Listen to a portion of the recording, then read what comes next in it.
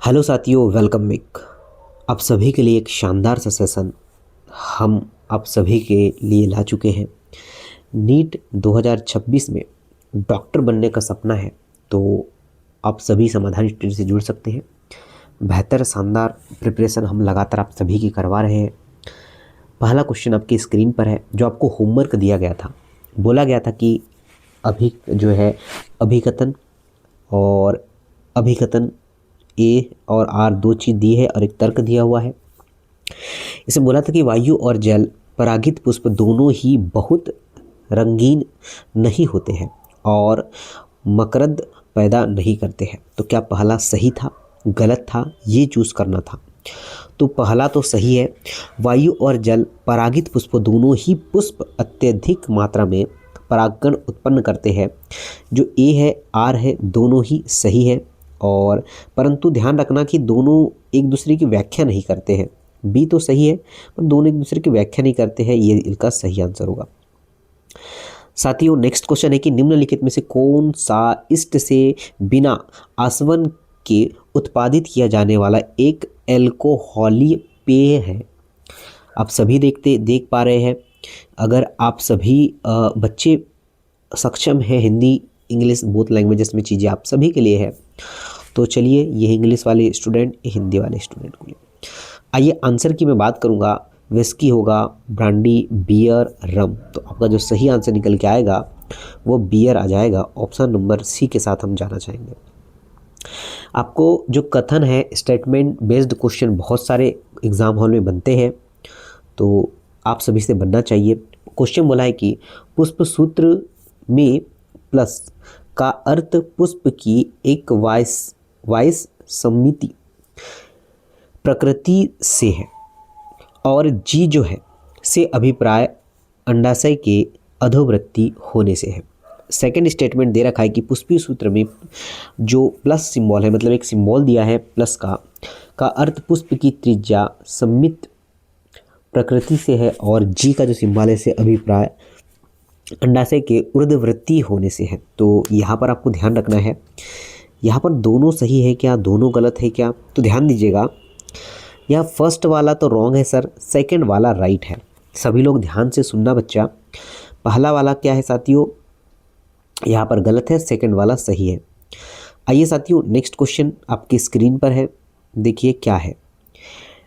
Bacterium Streptococcus द्वारा उत्पादित streptokinase का प्रयोग इसके लिए किया जाता है। दही के उत्पादन, इथेनॉल उत्पादन, यकृत रोग उपचार, रक्त वाहिकाओं से थक्का हटाने का।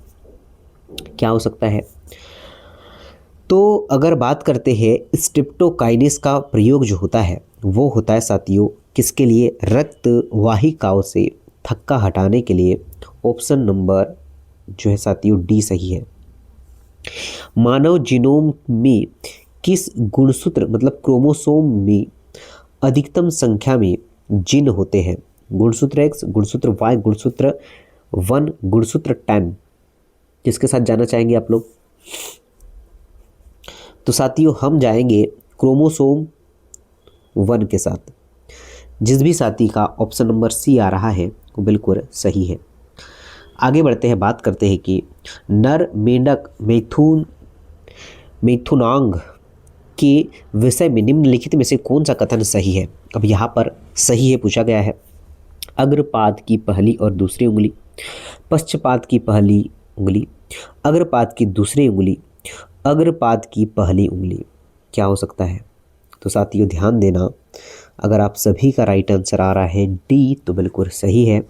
अग्रपाद की पहली उंगली इस क्वेश्चन का सही आंसर है। नेक्स्ट क्वेश्चन की ओर बढ़ते हैं, जरा ध्यान से सुनना क्या बोला है क्वेश्चन में। साथियों क्वेश्चन है कि निम्नलिखित में से कौन सा पादप हार्मोन्स, फाइटो हार्मोन्स पोषकों के संचरण को बढ़ा देता है, जिससे पत्तियां की जरावस्था में देरी करने में मदद मिलती है? एथिलीन, एब्सिसिक अम्ल, जिब्रेलिन, साइटोकाइनिन। तो कौन सा हार्मोन्स है? हार्मोन से रिलेटेड क्वेश्चन। ओके साथियों, आप सभी का डी आ रहा है, काइनिन हार्मोन्स, तो बिल्कुल सही है, बिल्कुल राइट है, बिल्कुल बेहतर किया है आप लोगों ने।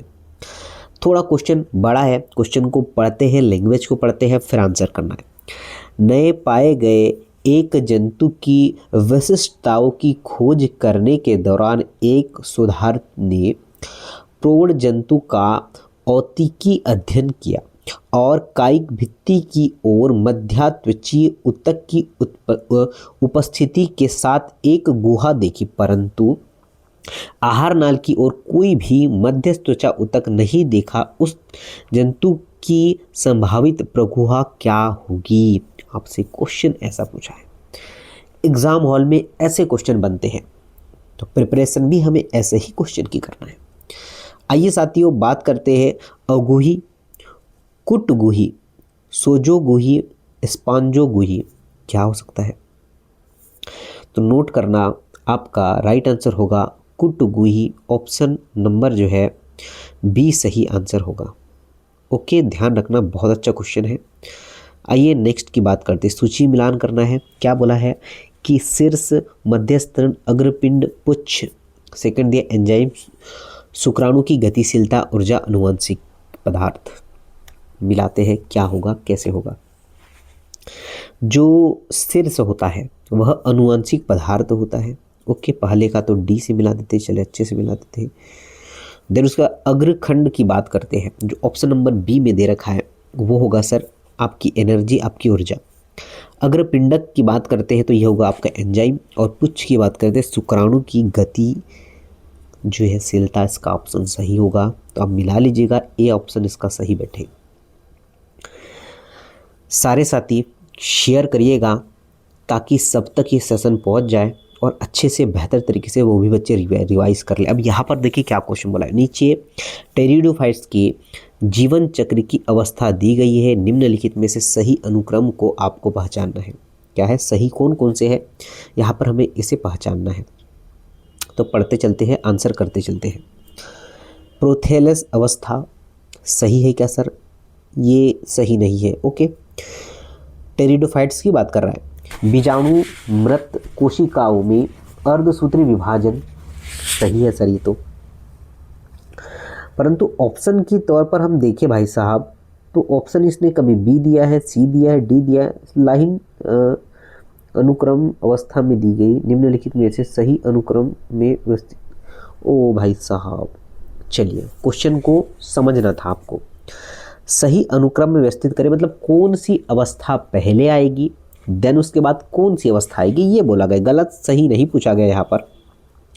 तो बीजाण मात्रत कोशिका में अर्धसूत्री विभाजन फर्स्ट नंबर पर होगा, फिर प्रोथैलेक्स अवस्था सेकेंड पर आएगा, देन उसके बाद जो होगा गेमिटोफाइट्स में स्त्रीधानी और पुंधानी का बनना थर्ड में आएगा, जल की उपस्थिति में पुमाणुओं का स्त्रीधानी तक पहुंचना फोर्थ में आएगा, और निषेचन जो फर्टिलाइजेशन होगा सबसे लास्ट में होगा।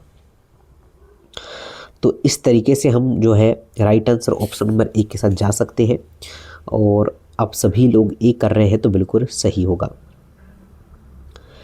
हृदय की हृद क्रियाओं का नियमन निम्नलिखित के द्वारा होता है। अब आपको बताना है, क्या नोडल ऊतक के द्वारा, मेड्यूला ऑब्लंगेटा के एक निषेच तंत्रिका केंद्र, अधिवृत मध्यांशी हार्मोन, या अधिवृत वल्कुटीय हार्मोन्स। सभी साथी आंसर करेंगे, सारे बच्चे आंसर करेंगे। देखिए यहाँ बात करते हैं ना कि सही आंसर ए बी सी, भाई साहब बिल्कुल ए बी सी सही है, बाकी जो डी दिया है वो गलत है। मतलब राइट आंसर आप समझ चुके होंगे कि ए आंसर बिल्कुल सही होगा।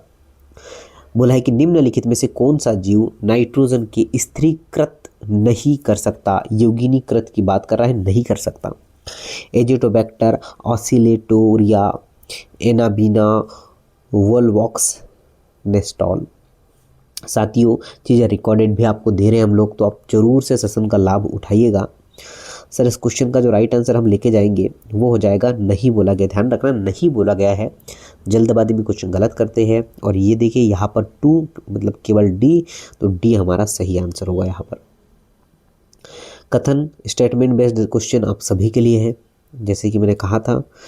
देखिए बात करते हैं साथियों कि अंतरण आरएनए और राइबोसोमल आरएनए दूत आरएनए के साथ पार जो है परस्परिक क्रिया नहीं करते हैं, बिल्कुल गलत बात करते हैं।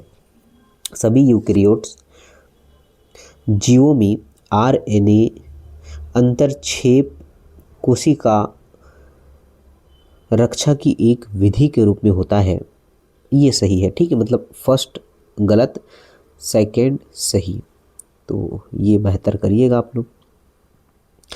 शानदार क्वेश्चन दे रखा है एक डायग्राम वाला, सभी साथी देखिए डायग्राम वाला क्वेश्चन दे रखा है। अब यहाँ पर हम पढ़ते हैं क्या दिया है। ऊपर प्रदर्शित प्लाज्मिड में डीएनए के एक विजातीय टुकड़े को इको आरआई स्थल पर प्रविष्टित कर जो है करता है। तो इको आरआई, अच्छा ये वाला है, ठीक है, ये वाला। अब देखिए बोला है कि पुनर्योजन निवहों के चयन के लिए निम्नलिखित में से कौन, मतलब किस रणनीति का चयन करना है, अब आपको बताना है। ए सही है, बी सही है, कौन सी रणनीति हम लोग यहाँ यूज़ करेंगे। तो ध्यान रखना सफ़ेद रंग के निवहों का चयन किया जाएगा। ऑप्शन नंबर सी बिल्कुल सही है। तो जो बच्चा सी कर रहा है बिल्कुल डेफिनेटली सही होगा। निम्नलिखित अनुवांशिक रूपांतरित जीवों में से किसका उपयोग लीली द्वारा मानव इंसुलिन निर्मित करने के लिए किया जाता है या किया गया है। जीवाणु, इष्ट, बीजाणु, निभागी। लगाइए सर क्या आंसर के साथ हम जाएंगे। तो हमारा राइट आंसर होगा जीवाणु, ये बिल्कुल सही है, bacteria is the right answer. Enzyme के उस वर्ग का नाम बताइए जो सामान्यता निम्नलिखित अभिक्रिया को उत्प्रेरित करता है। G4 होगा हाइड्रोजन के अतिरिक्त एक समूह, एक क्रियाधार, एक अन्य क्रियाधार, हाइड्रोलेज, लाइस, ट्रांसफेरेज, लाइगेज।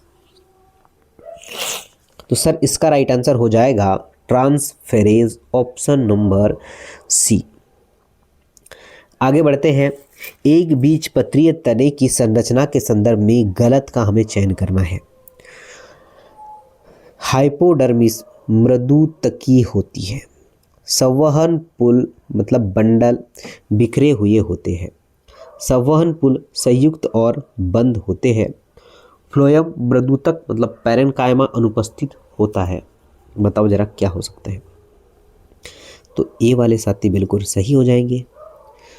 अध्यस्वचा मतलब आपका हाइपोडर्मिस मृदुतकी होते हैं, ये आंसर सही होगा। ब्रायोफाइट के जीवन चक्र की घटनाओं का सही क्रम आपको बताना है। तो साथियों एक क्वेश्चन आपके लिए होमवर्क है। हम डेली जो है साथियों इसी टाइम पर आप सभी से जुड़ते हैं, सेशन आपको प्रोवाइड करते हैं। तो आप इसका कमेंट बॉक्स में ज़रूर से आंसर बताइएगा। बाकी का सेशन हम लोग कल करेंगे। अच्छा लगा लाइक करिएगा, शेयर करिएगा। जय हिंद।